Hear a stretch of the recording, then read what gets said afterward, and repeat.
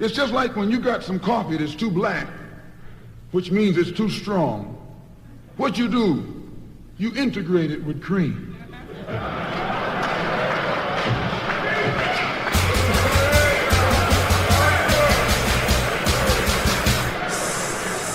Speak repression.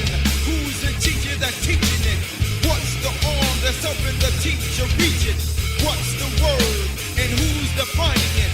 Who is learning it and who is blinded by it? Who's the victim and who is digging them?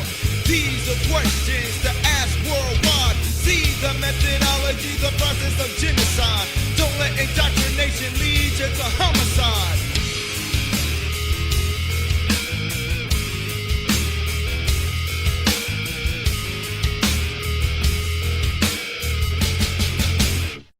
All right, so we just got through checking out. By the way, this is a Hidden One.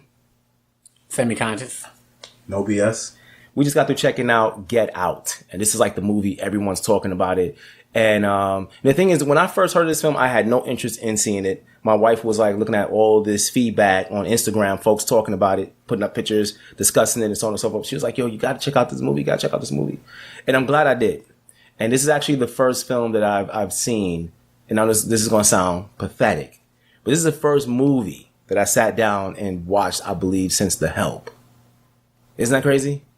It's been a long time. Any movie that I watched between The Help and now is like a movie I already seen. Oh, okay. You feel what I'm saying? Okay. So like, this is like the first new movie that I watched in a long time because I'm that, that frustrated with, movies. I don't even deal with movies and stuff like that anymore. But, I'm glad I saw this movie. And I know all three of us here, we have like 100 million thoughts on it. Mm-hmm. And we might as well just... What is your frustration with movies? But with movies in general? I think like, it goes back, it ties it into the white supremacy thing. You know what I mean? For me, it's like, I think that movies and TVs in general, because you notice about me, no BS, like I was really into The Walking Dead. Yeah. And then I hit a point where I just couldn't watch anymore because I just feel like, there's parts of me that's very, very educated about what white supremacy is, and I'm constantly seeing it and I'm bucking against it. Movies put me in a position where I'm rooting for white people to succeed. Movies put me in positions where I'm rooting for integration. Movies put me in a position where I you know what I'm saying? I'm rooting for blacks to not succeed. What's wrong with rooting for integration? Well, that's a whole different thing. I'm not an integrationist. You feel what I'm saying? So like when I'm watching a film and I'm watching all these groups getting along together, and I know that there's political issues between these groups. I know there's economic issues between these groups. Right. I feel like movies are sending me a false message, and by sitting there watching the movie, I'm buying into it just through the process of watching the film itself. Right. And so it makes me say, okay, I want to stay away from things that are quote unquote entertainment. Yeah. Because all entertainment has a doctrine. You stop watching that. Ain't black people in that? Yeah. Oh wait, no. The slaves are black. The slaves, also the thief. That's right. The slaves are black. And the pirate. Yeah, the pirate. All the because whenever black people sail, they're pirates. But see, even in the Game of Thrones, you're rooting for a group to succeed. You know what I'm saying? You're rooting for one group to succeed, even if their competitions are the white people. Well, you're rooting for the Unsullied. Who? Even though they're headed by a white woman. Oh, that's the Dragon Lady. And then the whole what's the tribe name? Well, Daenerys' whole storyline is a white savior complex. Yeah, she's the breaker of chains. Yeah, that's interesting. That is a whole. But nevertheless, that shit is good, man. But nevertheless, my wife understanding this about me was like, Get Out, you have to see. All right. Okay. Even though she herself didn't see it, it's just that all the feedback she was getting on Instagram, she's like, you have to see this because of what it is in terms of, content. What folks are saying. It's interesting because that you mentioned, what you just mentioned about movies, because in podcasts I listen to, this constantly comes up where, whether it's about Girls by Lena Dunham or Sex in the City or Orange is the New Black, the question becomes either how can you as a black viewer continue to watch a show so white, a show that has no interest in either representing black characters. I watched a couple episodes of Girls. I watched the first season of Girls. I don't watch the full season. I don't know what that is. What is Girls? It's a show by Lena Dunham. Lena Dunham is a white woman who doesn't look attractive at all. But you know who Lena Dunham is. Odell Beckham, and thought that Odell Beckham wanted to ravage her. That's where I know her from. Right. Yeah, that's Lena Dunham. Yeah, that was her show. Okay. And she doesn't have any black people on the show because they're not in her world. Okay. I could dig it. But that didn't stop black people from insisting that she include black people in Right. the show. And that I don't connect with that I argument. mean, they are in either. Brooklyn. They're Brooklyn Yeah, in the real show, right? But they're in white Brooklyn. Right, but even white Brooklyn is supported by black people. Well, that's the same thing. Whenever that- they go to a store, there's going to be a blac person there. That's the same thing as several generations ago Woody Allen went through, because he would do movies about Manhattan, you know, and about Jews and so on and so forth. It'll be like no black people in the film. Right, exactly. Why do you care? It's impossible. It's not based in reality. You gotta go through Oh, something. it's quite possible for white people to see. No, who cares? No, it's impossible it's quite possible for white people to see the world as a white world. Right. But I guess to show black people in the real context that they would be in this movie would kind of be like showing a problem to the rest of the world. You'd be showing that you live your life kind of like free and carefree, and whenever you go to a store, there's a black person working behind the register. When you go to the valet, there's a black person taking a car and putting it in the parking spot. Because that's what their real life is like. Well, here's the problem. White people want to come home and be entertained. And they don't want black people to be there to ruin their entertainment. They want to come home and watch a show, whether it's Game of Thrones Okay, or Mad Men. and it's deeper than that. But go ahead. It's It's deeper, deeper than that. But go ahead. Or even Orange is the New Black. There are only black characters in the show because it's about prison. And you literally couldn't make a show about prison without including black people. You can't. You can't make a show, I've realized, about crime without including black people. But even if all the stars are white. If you look at the cast... There'll be one black guy in the crew of robbers. Right. Well, not the cast, but the writing room. There was a picture of the writers of Orange is the New Black, and surprise, none of them are black. Right. But that should make you question, why are you comfortable as a black person watching a show about mass incarceration of all things, in which none of the writers are black, and they're writing portrayals of black people? But that's not even my point. The point is, white people want to come home, turn on the television, and be in their white world.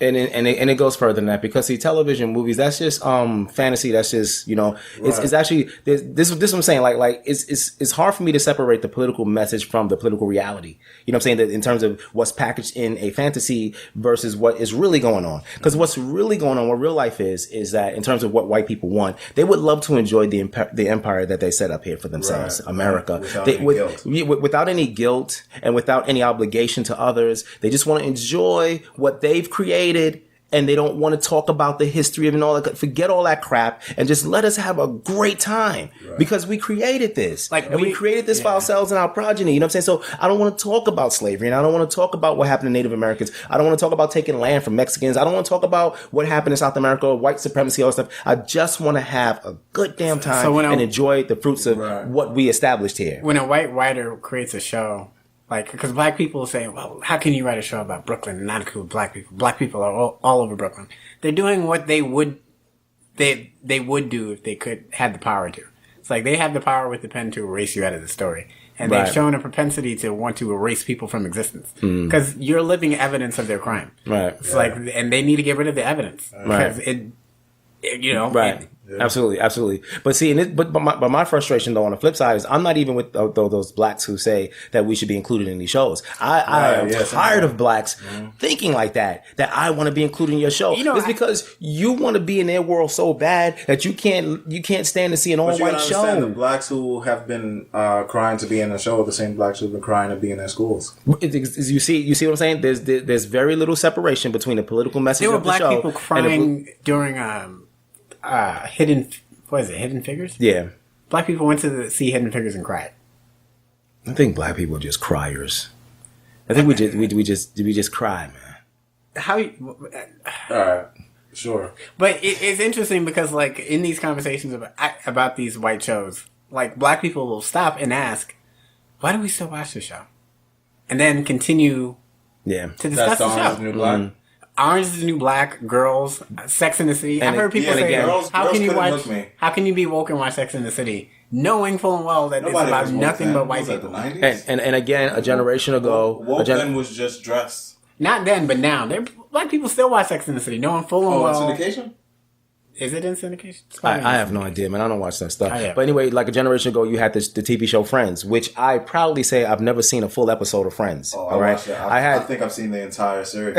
I have an ex-girlfriend that was really into Friends, and my only knowledge of Friends comes through her. I was never into Friends. And I used to try to talk her out of watching it, but she was one of those black persons that would complain about the fact there's no black people on it. Now, this was a black girl who wore her hair natural, and she was really into, black identity and the whole thing, but you're going to sit down and watch Friends? And then complain about no black people in it? What did you watch? I don't really watch TV. Martin? You know what was on? Big No, Jamie Foxx show. Oh, right. I caught that. Ooh, Martin. I caught that. That was Martin. funny. I did watch Martin, definitely. New York Undercover. But mentally, I was in a different place. Like I wasn't like, I would like to go back and watch those shows now to see. You're gonna cover Scar Me a little bit. Oh yeah, is it the same episode? Yeah. Why, what happened? Somebody. I told you about that, right? No, I remember that episode. It scarred me a little bit. What happened? Okay. Did they set him on fire? No. Something else scarred me. Okay. That actually didn't scar me. That scarred. It's a quick story. I want to get back to talking about Get Out. Okay, yeah. There's a scene where a guy's being he's going to an electric chair, and so they're walking the guy to the electric chair, and it's very dramatic and it's very sad. And I was like, I don't want to watch this. So I tried to take the TV off or change the channel. And I was watching with my sister at the time. We were young kids. And my sister stopped me. And I was trying to fight to take the TV off. And it turned into like a big argument. I started screaming and yelling, da-da-da. Eventually I started crying.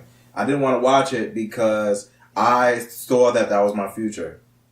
Because watching a show like that, all the criminals in that show are black men. Right. And even though Malik Yoba was in the show, a cop, the criminals are black men, the neighborhood are black people. And I just felt like, from watching that show, I felt like that was my future. That was a message that I was getting from New York Undercover. The message.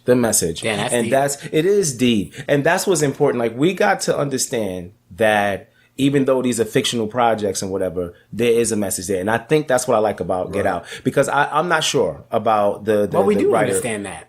I think people do understand. That's what they're talking about. No, a lot of people believe that entertainment is just entertainment. You hear it all the time. It's just entertainment. What I'm saying is people are thing to having it. the conversation about the message they know is there. And they know it's not an accident that, these shows don't have white writers. They know it's not an accident the way black people are portrayed. They're having this conversation because they are aware of what's happening, but they still can't divorce themselves from participating in white supremacy as a consumer. You still want to be a part of the conversation when everyone's talking about Game of Thrones the next day. You still want to, follow the characters and feel Is that what it is? included. Is that you want to talk about I it? definitely watch Game of Thrones. Nobody where I work watches Game of Thrones. And it's working, you guys. I mean, I watch Game of Thrones because I just find it thoroughly entertaining. I view it as Entertainment. But I don't watch Game of Thrones hoping for black people to be included in the story. Well, black people are included in the story. Let's never forget that black people are the unsullied. All right. Let's get to Get Out. But yeah, that's because we have a million thoughts on Get Out. So let's set up what is Get Out? Get Out is a movie that was made by Horror film made by Jordan Peele of Key and Peele fame. and it's definitely a horror film. It's supposed to be a horror film. Yeah. Okay. It's supposed to be. It's not scary. I don't know if it's a comedy. It's or a horror thriller. film. Is it a thriller? I don't recall laughing that much if it's a Well, comedy. I know, my but brother, He's a comedian though, but I laughed. boy. I laughed a couple of times, but that he was a funny. just He a wasn't movie, a funny man. character to me though. I'm sorry. He wasn't, but I could see that people laughed. There, but there was a couple few funny scenes. yeah, with him. yeah. No, He was the only let me correct that. comic Let me relief correct in the that. movie. He didn't make me laugh, but I could see that he was comic relief. Right, I got that. I got that from him. Yeah. But so what is it? A horror comedy? Like I would say anybody a knows? horror comedy. Oh, a horror comedy. Yeah, it's a horror comedy, yeah, okay. but it's not very comedy. It's not very horror. We just like it. But I can say feel this like, though. I feel like the movie. I feel like when he started it, it was probably a comedy. But the depth it of became what it was. symbolized was Right. probably Yeah. more impactful than the fact that it was funny. Right. You know. But I can say this though because I've always been interested in black message films, right? Like Boys in the Hood, Menace to Society. Back when I was younger, message. You know. But if this is the direction where black message films are going, I like it. Yeah, I like it too. I like where it's going if this is where it is, because I think it was filled with a lot of metaphors and similes, and it just was rich with just all the things that we talk about in society. Like Not just that, something that we used to talk about in society in the 90s. It was kind of like Deep Blue Sea, where he walked away at the end of the movie. Spoiler alert. Yeah, spoiler alert all over this one. He does not die in the movie, and then he kicks everybody's ass, and it was very satisfying. Yeah. It's just like Deep Blue Yeah. Sea. I don't know if you remember being in a movie theater. No, I don't with remember Deep Blue Sea. at all. What was that? Deep Blue Sea was with LL Cool J, the shark movie. Right. The shark was killing everybody. Yeah, the way Samuel Jackson died was crazy. But go ahead. Right, go ahead. but LL Cool J was alive at the end, and there because he's LL Cool J. Right, but and at the end of the movie, in the theater that I was in, and as I hear from other people, there was a thunderous roar because it's a horror movie and there's a black guy walking away like, "Hey, I saved the day," and I'm walking away. I gotta see that. I gotta see that again because I saw it years ago, but I don't remember it. But yeah, it's LL Cool J, man. He's not gonna die in a movie like that. Exactly. You know, it's like exactly. Like he gonna force a rewrite. You know, hey, this is how you gonna die. Die. I'm not in this bullshit. Yeah, you know what I'm saying? Want me in this shit? Nah, I'm not dying. But all right, Get Out. The first thing that impacted me about the movie, of course, the interracial couple, but how Sidney Poitier-esque, you know, the main character was. How he deals with, you know, in terms of how he dealt with race. And when I say Sidney Poitier-esque, I'm talking about Guess Who's Coming to Dinner. Like the style not of just his. Guess Who's Coming to Dinner. Like, He's talking about the real man. no, I would say most of his films in work. that era. No, In the Heat of the Night was not typical of that kind of person. He confronted race. When he was slapped by a white man, he slapped that white man back. Right. You see what I'm saying? In Guess Who's Coming to Dinner, he was harmless. He was harmless. You know what I'm saying? And that's the way this guy kind of, in Get Out, that was kind of like his approach to dealing with race. Because like, wherever race came up, you know, he just kind of like. Was that your read on him, that he was harmless? I got that from him, yeah. I view that he was like, he knew that her parents were racist. He knew the particular brand of racism that her parents subscribed to, and just decided to not be affected by it, pretty much. Mm. Like, he knew what they were going to say, so he wasn't really humoring it. That's how I read it. I didn't view him as like him trying to present himself as harmless. I viewed him as him trying to present himself as not interested In the race issue. in their issue with the race issue. Okay. Like, it rolled off of him. And how do you feel that's different from Guess Who's Coming to Dinner in terms of Portier's character? So in Guess Who's Coming to Dinner, he was seeking parental approval within the story. Like, he actually goes to them and says, if you don't approve of this marriage, then I'm not going through with it. Yeah, Sidney Poitier doesn't see himself as a man. No, he didn't see himself as a Oh, color excuse me, man. he see himself as a color man. Yeah, he did see himself as a man. Yeah. What did he say in Get Out? They missed the movement. They what? They missed the movement. All the black people in Get Out. When he was on the phone with his boy, he said it's not just the white people here, the black people here. It seems that they all missed the movement. Which I didn't know was a saying. Miss the movement? Alright. Like, there's a scene where I think it's one of the first scenes, if not the first scene, where she says, my parents are not racist. And his whole... Yeah, if they could have voted for Obama a third time, he would have. Yeah. And she tells him that, you know, her dad's definitely going to want to talk to you about that.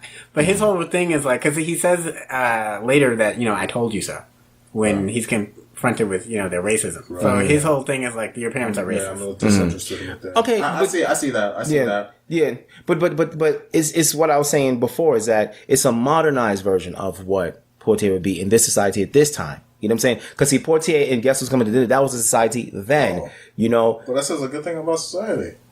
It's progression in my eyes. Well, yes and no, and this is what makes the whole interracial thing complicated. Okay. Because I don't believe your militancy when your pursuit is a white woman. He wasn't militant. No, I'm not saying he was militant. Okay. Whatever piece of him that's woke, or white man, you know, whatever piece of him that's woke, you know, or like you said, he mentioned it seemed like they missed the movement, and so which means that he's not one who's missed the movement.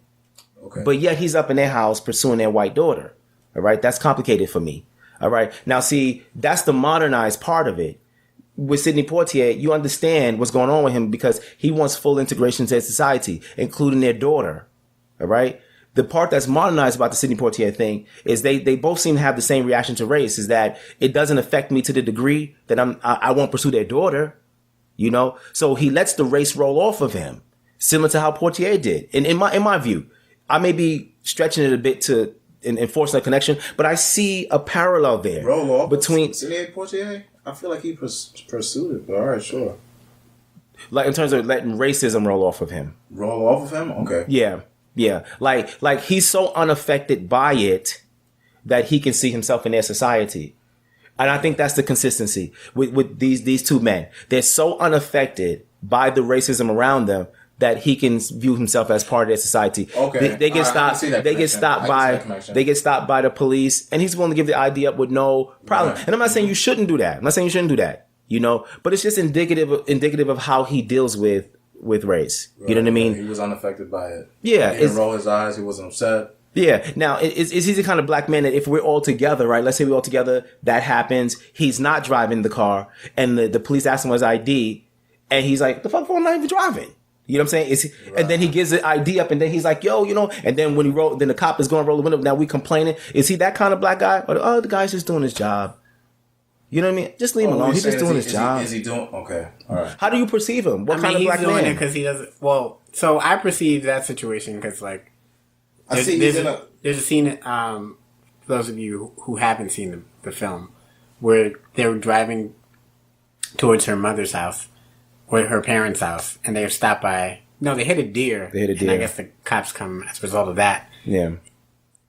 The cop asks him for his ID, and the girlfriend intervenes because she's like, "Why are you asking for his ID?" Yeah, he wasn't driving. What do you want? What's his ID for? And so on and so forth. Then later in the car, he basically mentions that he says that was hot, like the way she defended him. So he's turned on by that. Which is the complete opposite reaction that I had to that encounter. I'm like, oh, look at her. She basically exercised her white privilege in a way that would get in my head. Right. Off. That would be my interpretation of that. But his interpretation of that is that was hot. You know what I mean? And this is what I'm talking about. You know what I'm saying? This is what I'm talking about. It's like, I think that's who you are when you're pursuing a white female. You're that guy. That was hot. You know what I'm saying? It's not that you was just really in a dangerous situation. I would have been pissed. I'm like, don't that. Yeah, that potentially could have gotten out of hand. Well, I would, assuming I would be in that situation, I would be angry with my hypothetical white girlfriend. Driving to the woods. Yeah, we out here amongst all these trees. You know what I'm saying? And life's already at risk. And and I'm with a white girl, and you're gonna argue with a cop. You're gonna turn the situation up. Really, that's what's getting ready to happen here. Like, I don't know, but. Let's not make the whole show about that. I guess that's really the only connection that I see is that these are two men who were so unaffected by race and issues related to race that they can see themselves integrated into those societies.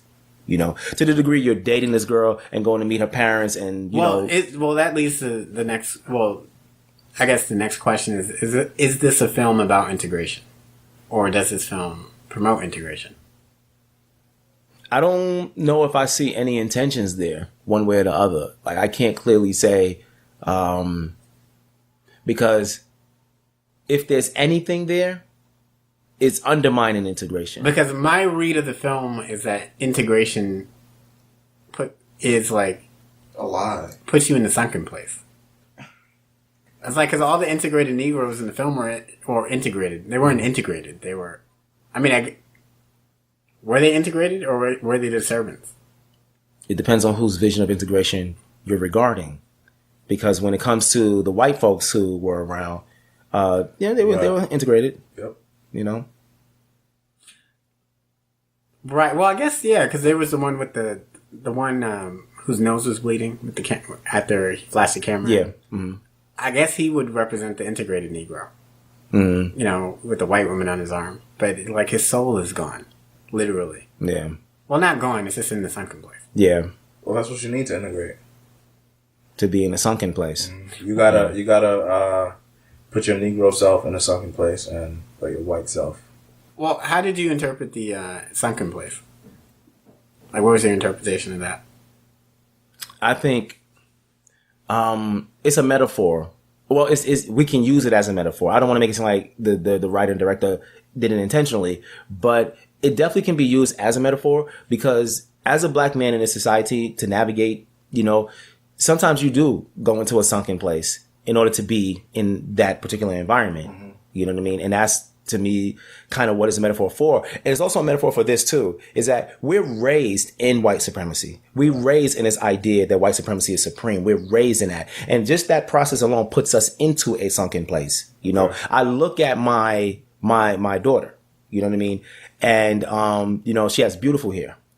And when her hair is out, ever since she was a little girl, because one of the mistakes I made with her is allowing her to watch Disney, and I did that because of the character Doc McStuffin. That's who I really wanted her to attach herself to. But she ended up watching all these other shows. And, I said, okay, she has time, whatever, But I saw her fall into a sunken place, where she's in this space now where she doesn't value her own beauty over what she has been trained to think beauty is. Mm-hmm. Right? Blonde hair, blue eyes, white skin. She's been trained to think that that's what beauty is. And I do everything I can to put in front of her, images that represent her and her beauty. And she can see it. She definitely sees it. She'll look at a black female and be like, wow, she's gorgeous. She's beautiful. This and the whole thing, but still. She ain't got that white shit. She's still in that sunken place. Mm-hmm. Right. Exactly. Is that, So, I think it's a useful metaphor for that conversation. I think even we should start talking about Negroes who are in a sunken place. Right. You know what I mean? Like it should be part of the vocabulary and now. Carson definitely in a sunken place. Absolutely. He's a very good example.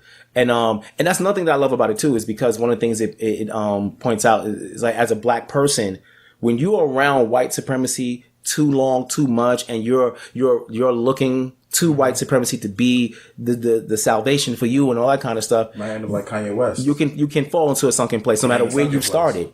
Yeah, no, exactly. No matter where you started, you can end up falling into a sunken place if you're around that stuff too much. Next thing you know, you'll dye your hair blonde. And yeah, and did he put in contacts too, or is just to dye? He did? Maybe I'm wrong. Maybe I'm wrong. Did he? Whoa. Okay, maybe I'm wrong. Maybe I'm wrong. I'm Good grief! Yeah. Dyed his hair blonde. Put on. Please don't tell me it was blue contacts.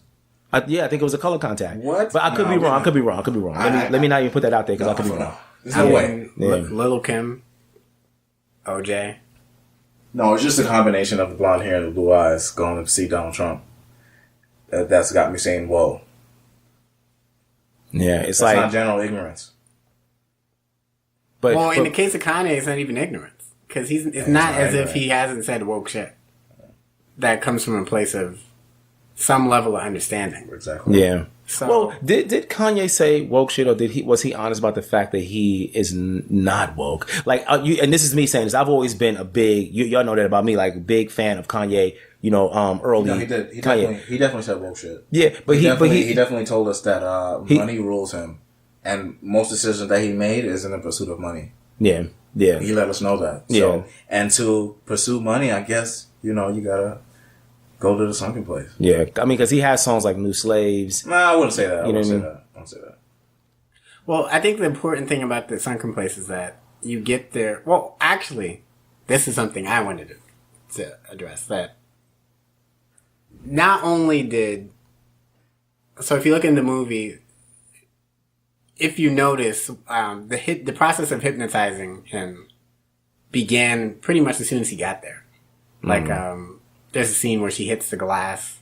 Yeah, 3 times. 3 times. Tap, tap, tap. Yeah, before the hypnosis scene. Mm-hmm. Just to let, I guess, the audience know that she's already hypnotizing him. Mm-hmm. But I would argue that if you look at the film, like, the one constant between all the characters is the white woman that brought them into the sunken place, right? Or into hypnosis, or even into them to be, trapped, right, right, like basically the honey trap. Mm-hmm, mm-hmm. So I would argue that the process of hypnosis began with her. Mm-hmm. And wait, when you say her, the white love interest, yeah, okay, mm-hmm. Because that's what I'm assuming because we didn't see, and I would have liked to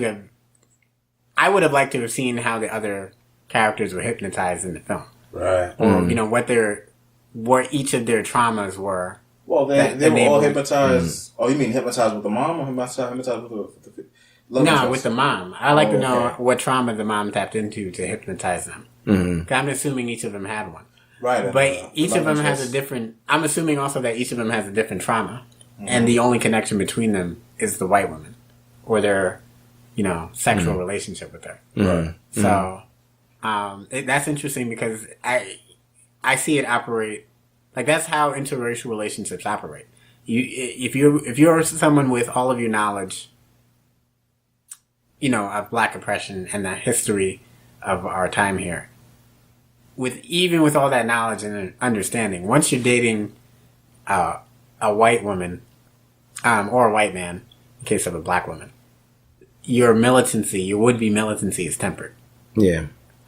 Because you're not going to be militant against... Yeah, your own. Yeah, like it goes from Black Lives Matter to All Lives Matter. Right. And yeah. I mean, it's the same. It's what we saw happen with Nate Parker, who made Nat Turner. That's actually a good example because I would say this film gave us what me personally, what I was looking for in Birth of a Nation. This film gave us at the end when he's basically killing all the white people. Yes and no, because he was unable to strangle her at the end. Which is why I said, like, and that's the hypnosis.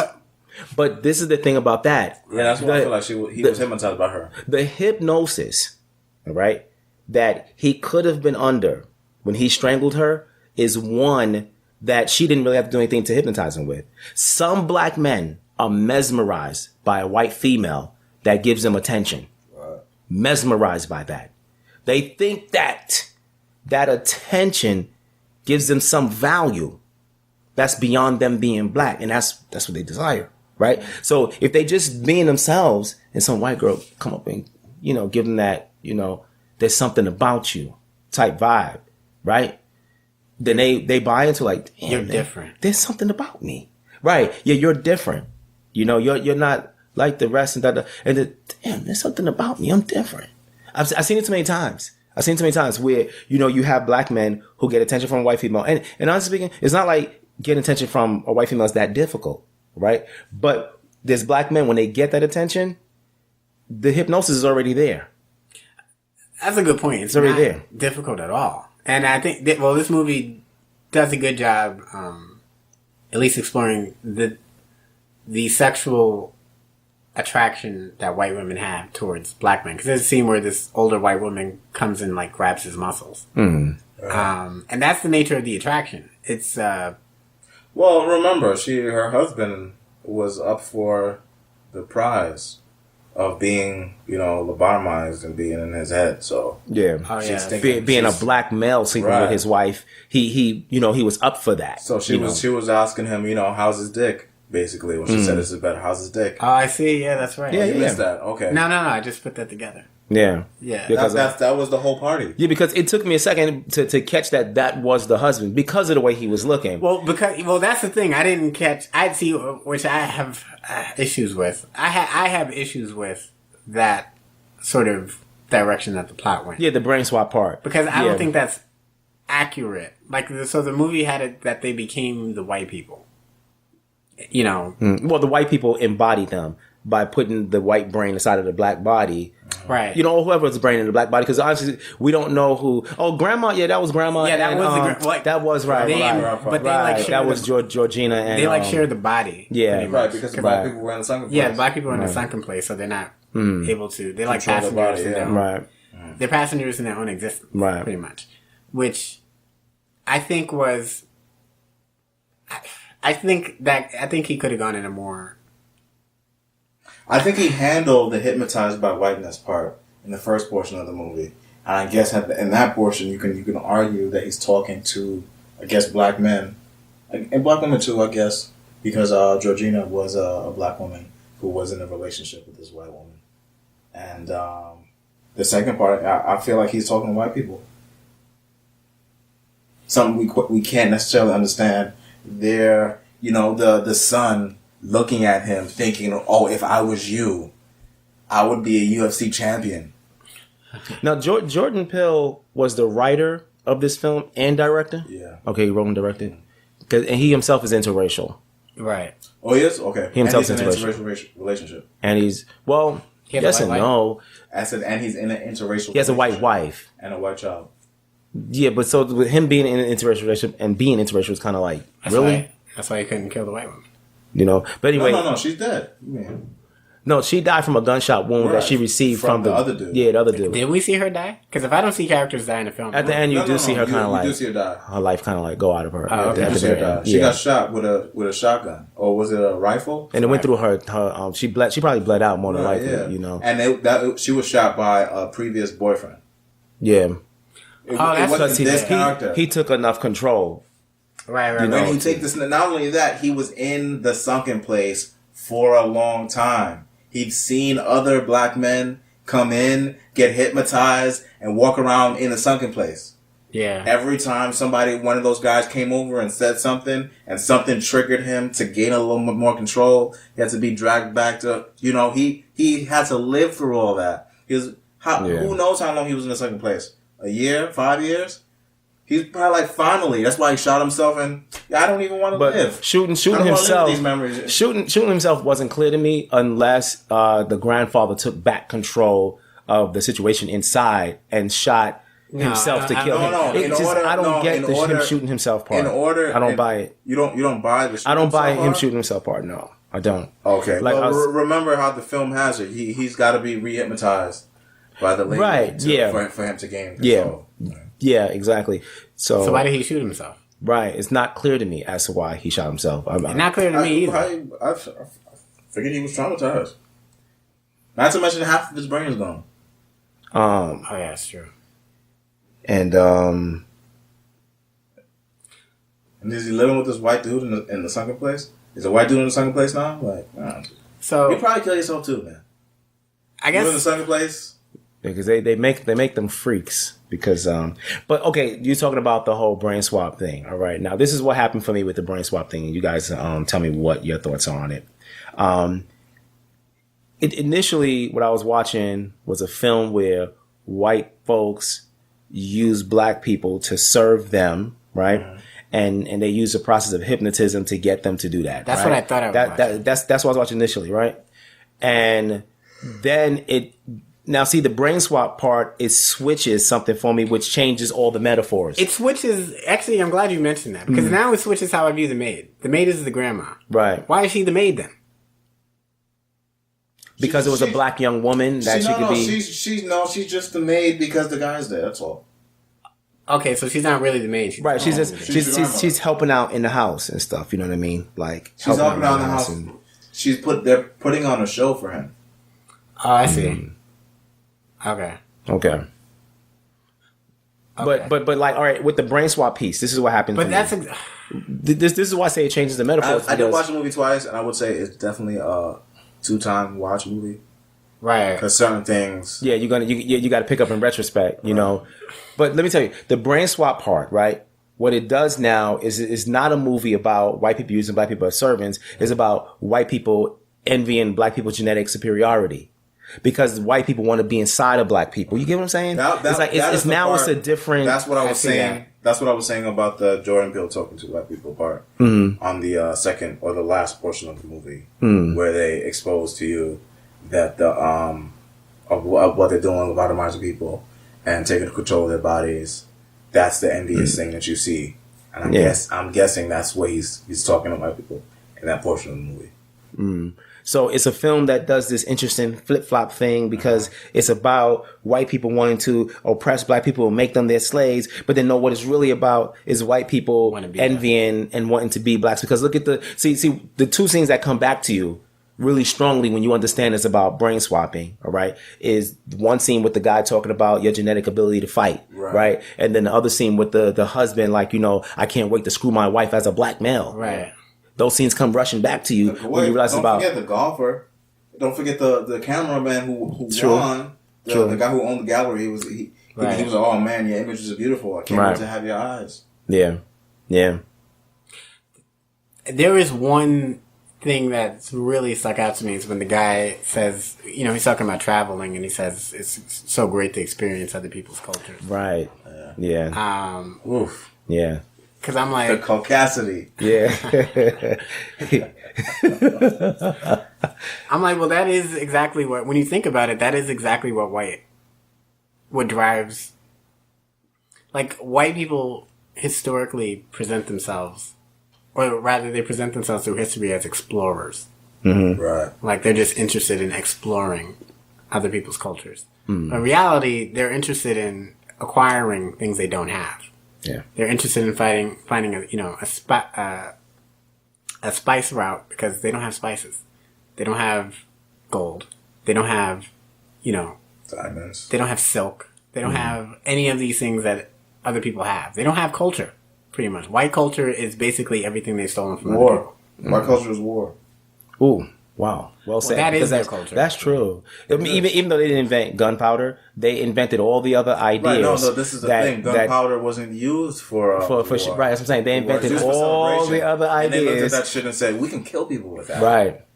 So, yeah. They invented all the other ideas that White came culture is along with war. it. Yeah. And that's a hella point right there, though.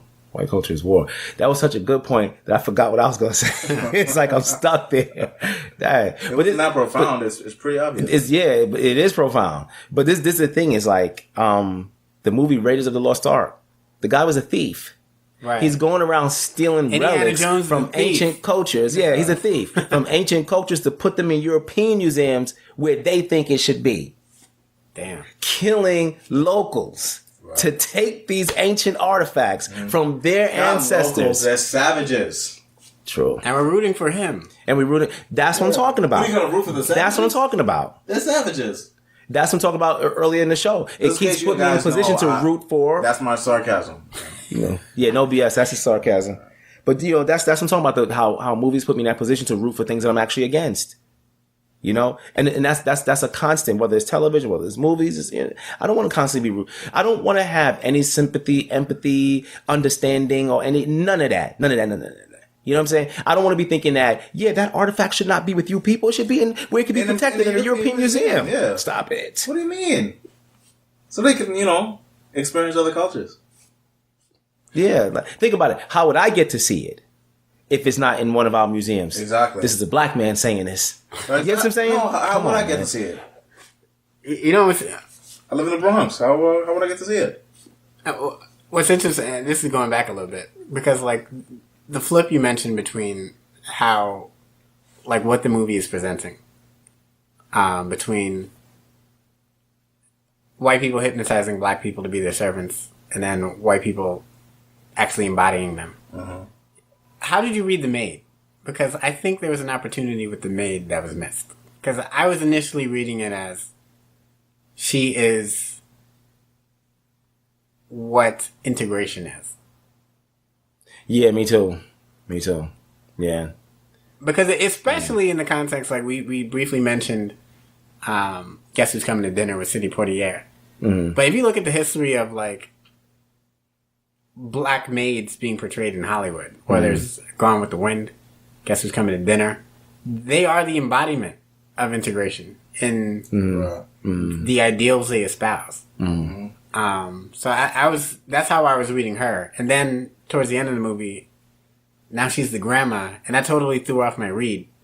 So I don't know. It was like interesting. It was an interesting jujitsu. What was the thing with her rubbing her face like that in front of the window? She was admiring herself. Right. Now it's like her admiring her, I guess, her blackness. In front of the window when she was doing like this? If you noticed, when he was staring at her, and saw her looking through the window and feeling her face, they flipped the screen and she was seeing herself. Yeah, she was looking at herself. She wasn't seeing him. Got she you. was looking at herself. Got you. Okay. Got you. Okay, thanks. I appreciate that because I had no idea what the heck that was about. Yeah. And not just that, the dude who was running outside, was, I guess, admiring his physical condition. But yeah, which is why he was working out. Right. Yeah. Wow. Because like I thought like her interest in him was like she was trying to see who this guy was, like see if he was a threat to her ideal of, or her idea of what the world was. Like we're all family here. So I think she says that. How they treat us like family. Now I know that it meant that they literally she was were literally family, right. which I think It's sort of a cop. I don't think that takes away that point. I think we got that point in the movie, and I guess he's only talking white people now. See, I think it does. It changes the point if you're talking about a character that thinks they're family versus if you're talking about a character that is actually family. Right, like the character in Guess Who's Coming to Dinner, the maid, and how hard she Thought goes she was at. family. Right. Mammy And she's really the guard and dog. Going with the Wind thought she was family. Right. Like their protectiveness over their white. There's go finish What do you point. employers? I guess not even employers. They're Masters, white, whatever. masters. Actually, yeah, masters. In case of Going with the Wind, is from being in the sunken place. So they're not actually family. They're servants who were made to think you're family. That's how. So that's how I was reading The Maid. I think that would have been a more powerful read than, she's just a white person embodying a black person. I think it takes away from that message. Right. It doesn't, and I agree, because that's my criticism of the whole brain swap piece, is how all those metaphors change. The things that were set up in the beginning change. That's one of the things that changes once but you know what it does? It makes you think about all that stuff. It makes you think about, the integration part. The film has the ability to make you think about it, but I get the letdown though, when I realize that, it's not about that. Okay. It doesn't mean it's a bad film though. I love the film. I do want to see it again, because I know there's other layers to it. And that's one thing I like about it. It's like, it's so layered, and I do like this about it too, is that there was no attempt to redeem white people in this film. Right. That was important to me. To the last drop, which I was glad about. Right. Because I felt that it was coming. Right. I felt at some point they were going to redeem the girlfriend. What they could have done is made his best friend a white guy. And his best friend came and got him.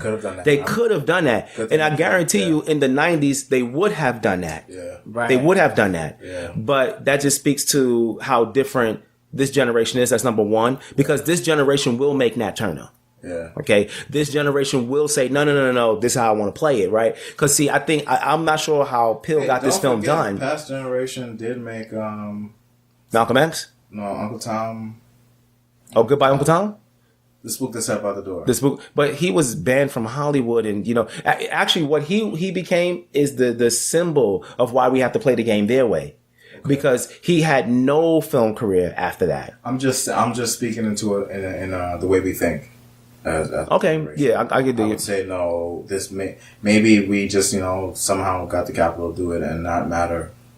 Well, that's one of the things that have changed, because I think Pill was able to get money from his career before making this film. I'm not sure how he financed it, but I know that not that I know, but I don't doubt that he was in a position where he can call those shots, where he can say, no, this is how I need it to end, because this is the statement of the film. Right, he was the director.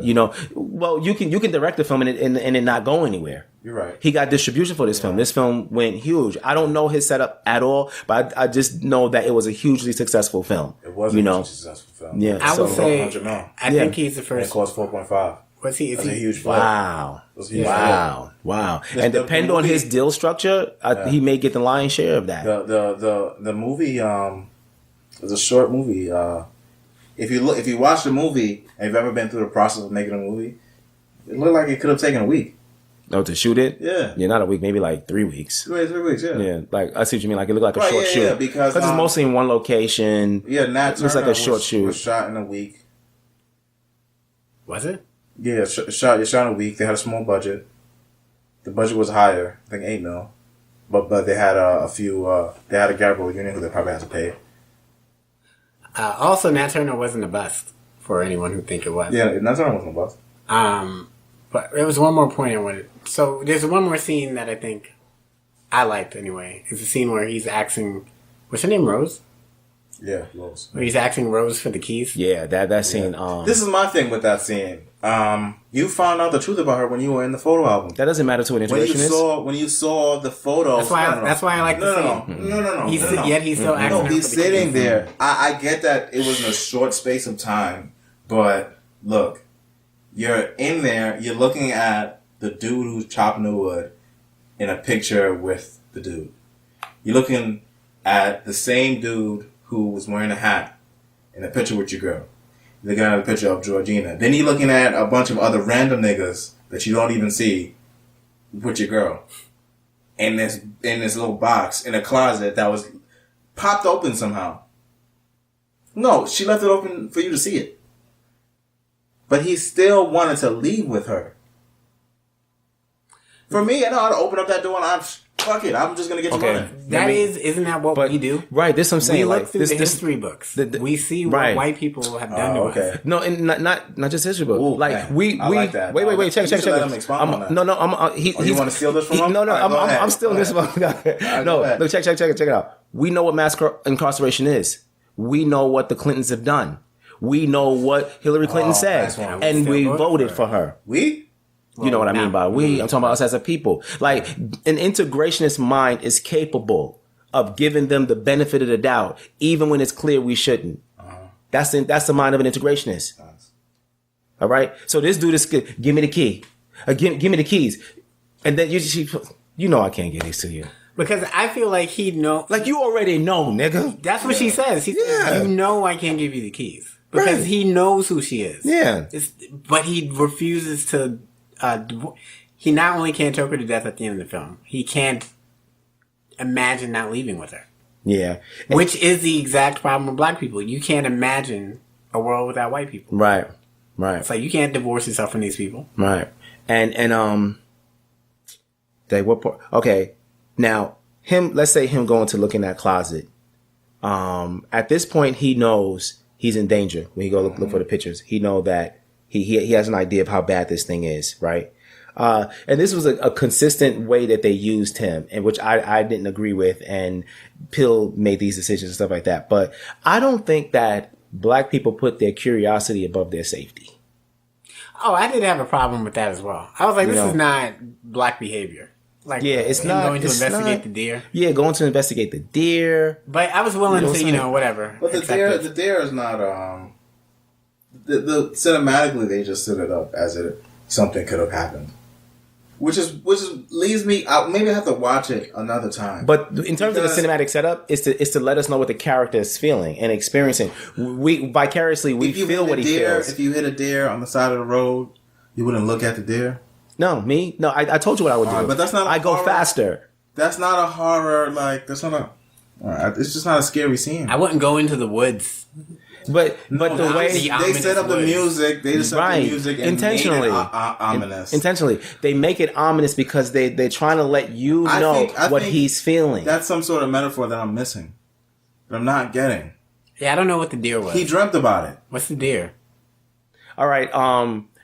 If it was nighttime, if it was nighttime, deer in the headlight could work.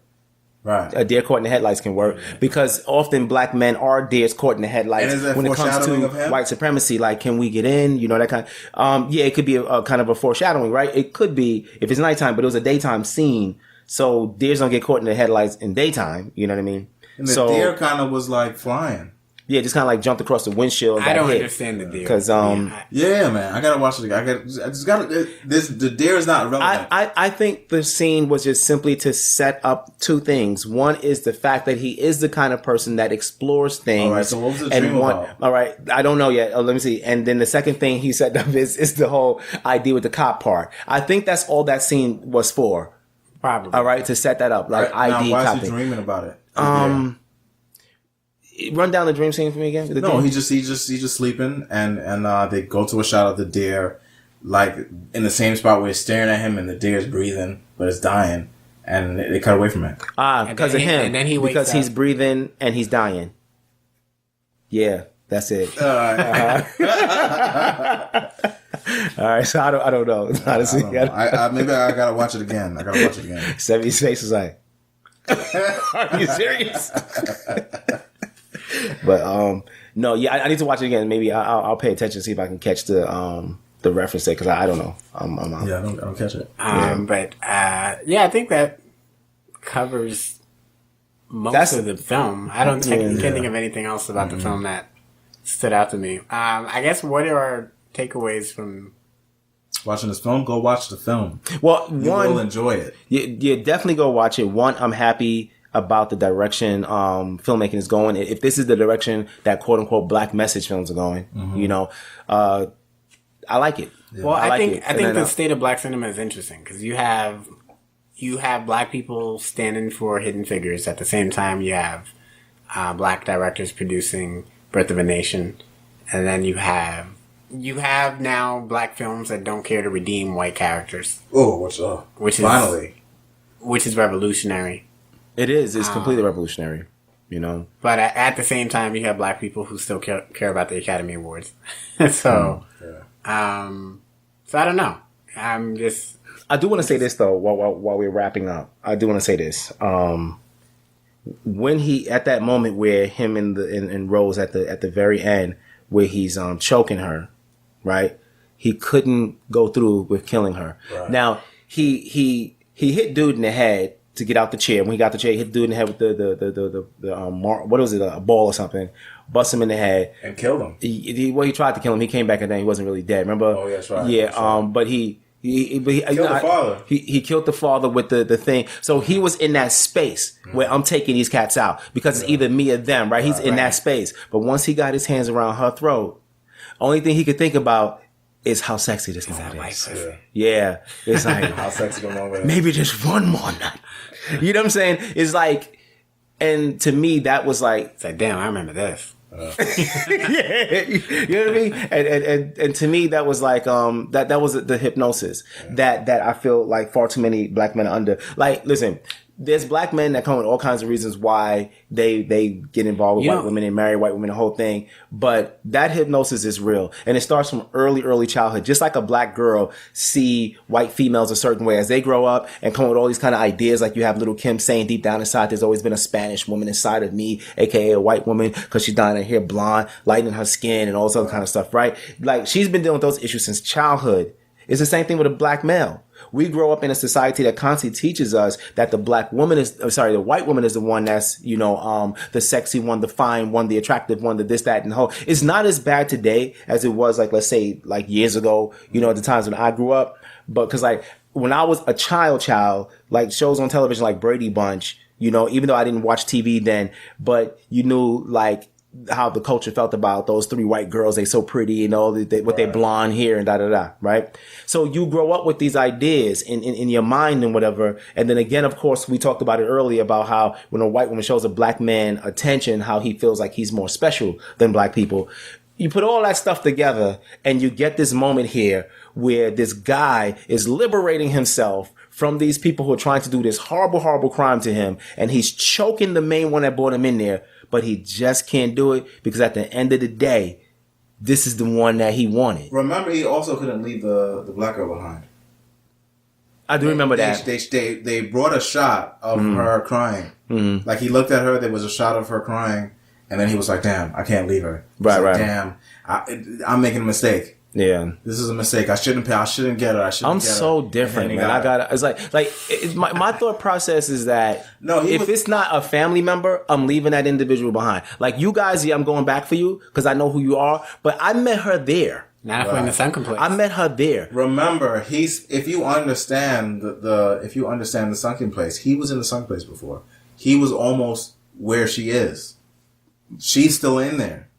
No, she's dead. He understood the process at this point. By having that conversation with the blind guy, he understood the brain swap thing. He understands the brain swap thing. Right, but with the brain swap thing, you're still in there. Right. You're still in the sunken place. Right. So she's still there. She's a prisoner right now. So then the first thing he should have did, he should have flashed her. Damn straight. That's the first thing. Got her in that car. Boom. All right. Before you get in here and sit down, you black or you white? What's going on with you? All right. Okay. You black? What are you? All right. Yeah, you know what I mean? Should have flashed her first. Yeah, should have done that. I agree with that. I'd have been flashing mad niggas in there. But no. I like the not being able to leave her behind and being sketchy about it. I like that too. Still going, no, I gotta get her. I gotta bring her. I gotta save her. Yeah, I like that too. You know what's interesting?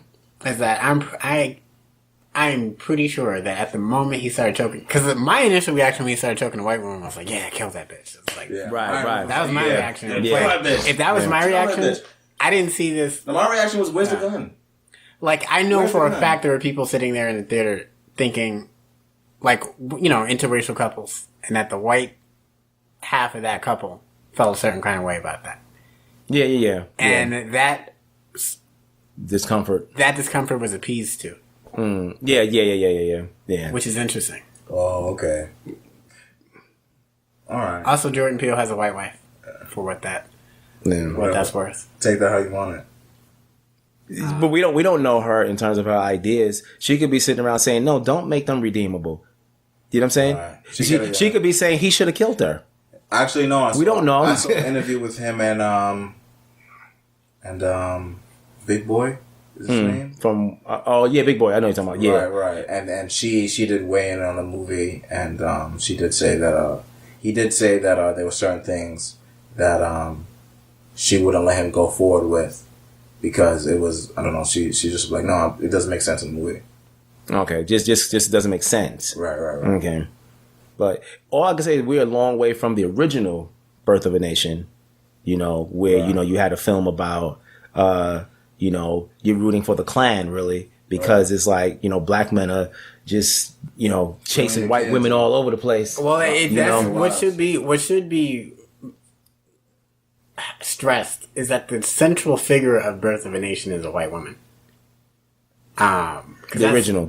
The original Birth of a Nation. Because that's who the Klan is protecting. Mm-hmm. They're protecting the virtuous white women from these marauding, uncontrollable, BBCs. newly freed, niggas. It's really about BBCs, man. It really is. Italians were lynched. Irish people were lynched. They weren't castrated. I'm confused. When we What's get going on lynched, we here? get castrated. You know what a BBC is? The news network. No, seriously? Wow. You don't know what the BBC is? Are you fucking with me? Like, really? Wow, you're a wholesome dude, man. That's good. Nah, he's just so far out of the culture. what culture? BBC's culture? A big black cock. He doesn't watch porn? What does that have to do with porn? I've seen porn before. I know What does you've it have to seen do it with before, porn? but BBC is a big black cock. A BBC is a big black cock before it is a news network. If I say BBC, you gotta clarify that I'm talking about BBC, the news network. Okay, so there's no connection. It's just a big black cock. Yeah. Okay. Yeah. You really? That's new to you? That's completely new? No, it's not. you know what a PhD I've is? heard. Oh, who? A Oh, PhD? was that sarcasm? What? That whole thing? That whole little I don't know. How am I supposed to feel? I'm like, I'm supposed to feel like, is this a new thing or something? Are you fucking with me right now? You serious? Is that's something that people say? I don't know if you're fucking with me right now. Yes, people say that. Okay. BBC is a big black cock. Yes. But, And what's the other thing you said? A PhD? PhD? Pretty huge dick. Really? Seriously? This is what people are saying?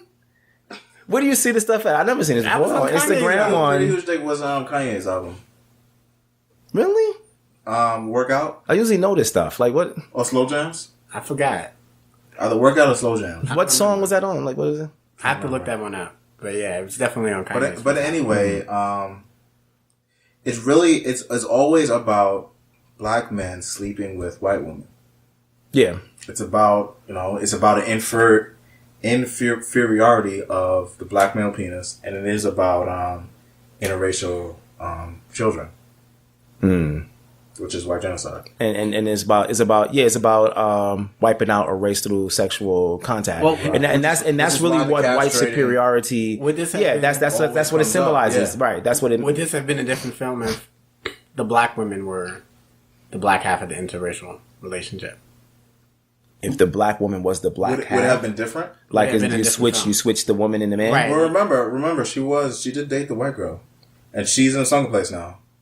But it's still Because she dated different. the white girl. That's true, but it's still different from what he's talking about. And I think it is a different film. If it's a Well, black Guess woman. Who's Coming to Dinner would have been a different film. if Yeah, it was- it's a different yeah. movie. It's a different movie. It's been layered. Yeah, That's interesting. it's a different movie. Yeah, because I hate to be crass, but it is about who's getting screwed. Right. You know what I'm saying? Because first of all, as a man, you don't want no dude touching your daughter, right? And I can imagine in the mind of some twisted white supremacist versus white inferiority complex guy. You know what I'm saying? It adds a whole nother layer that is some black dude sleeping with your daughter. Yeah. You see what I'm saying? And that's only relevant in Guess Who's Coming to Dinner because in this film, that was her mission, is to go out and bring blacks in. You know what I mean? Well, I'll go So- even like the threat to white supremacy historically is not the black woman; it's the black man. Well, the one that passes on the semen. Yeah, it's the one who could rape the white woman. Yeah. I mean, As if the white woman had to be raped. I mean, that's another another topic. Right, but that's- remember, they did kill the black man, break the white woman, and break the black woman, and use the black woman to break the young bucks. Teach them how to act so they won't get killed. Yeah. right. Well, they also desired the black woman for themselves. That's true. Yeah, because they raped them. They raped them ridiculously. Yeah. You know what I mean? Which they did in part to whiten the race. I mean, not whiten the race. What do you call it? So there's something called washing Oh, so if you washing okay. the blood. I see.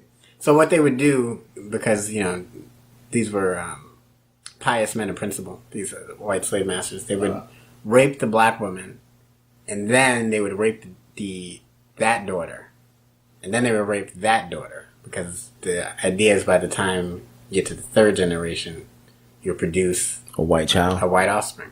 It's called, I think, Thomas Jefferson called it, I don't know if he called it washing the blood white. I think it was washing the blood white. And this is a common slave practice among the more moneyed slaveholders. And these are the people who have dominion over us. Okay? Just always remember that. When you review that history and you look at those stories and you just keep saying to yourself, these are the people that have dominion over us. Well, also, this is a side note, we're getting to this in a different episode, but that sort of complicates how we understand the one drop rule. Yeah. Because that means it didn't operate the way we think it did. Right. But, It was Well, it did operate. It was different. Not everyone agreed that Right. these were but white children. But we'll get into that. in a different episode right now. It's about Get Out. So that was Get Out. We recommend that you go see this film. Highly recommended. Yes. Highly recommended. And And see it more than once. keep your hands off these white women. And you're black. Or you end up in the sunken place.